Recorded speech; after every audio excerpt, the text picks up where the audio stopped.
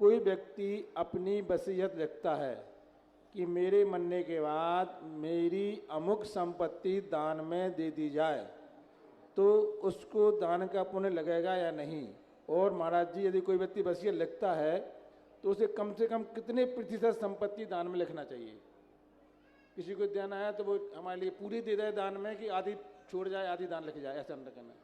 वो तो आपकी परिणति के ऊपर है, आप किसको कितना चाहते हैं। पहली बात तो आप धर्म को, परिवार को, रिश्तेदारों को किसको कितना चाहते हैं। वसीयत उसको दी जाती है जिसको चाहते हैं। एक दूसरी वसीयत होती है कानून के अनुसार। कानून कहता है कि आपका यदि परिवार है तो आप पूरी वसीयत दान में नहीं दे सकते, आपको कुछ ना कुछ उनको अंश देना पड़ेगा, क्योंकि उस वसीयत में उनका भी अंश है। जैसे घर का सदस्य आपका हो जाता है, बेटा है, आपका कितना भी दुश्मन क्यों ना हो, कितना भी प्रतिकूल क्यों ना हो, लेकिन आपका अंश होने से उसे द्रव्य संपत्ति का अंश भी कानूनन देना पड़ेगा।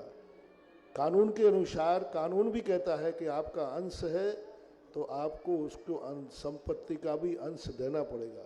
जरूरी नहीं कि हम पूरा दें। इसलिए अपने आप को, शास्त्रीय भाषा तो ये है कि अपनी संपत्ति के 4 भाग करना चाहिए। एक भाग जो है स्वयं के खाते रखना चाहिए, दूसरा भाग अपने परिवार के खाते रखना चाहिए, तीसरा भाग समदत्ती। समदत्ती का अर्थ होता है जो हमसे पुण्यहीन हैं लेकिन वो हमारे समाज के हैं।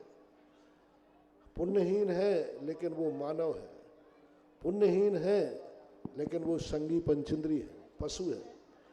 तो एक भाग जो है समदत्ती के रूप में अथवा करुणा के रूप में रखना चाहिए, और एक भाग उन्हें अपने आराध्य के लिए समर्पित करना चाहिए, धर्म के लिए।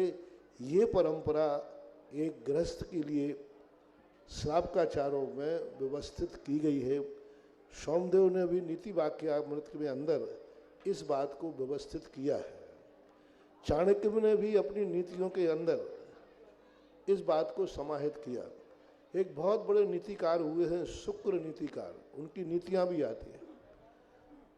3 नीतियां प्रसिद्ध हैं, एक शुक्राचार्य की और एक चाणक्य की और एक जैन दर्शन के सोमदत्त की। ये तीनों की नीतियों में इस प्रकार के अपने जिंदगी की वसीयत के बंटवारे के संबंध में चर्चाएं की हैं। ऐसा अर्चना जैन ग्वालियर, गुरुदेव के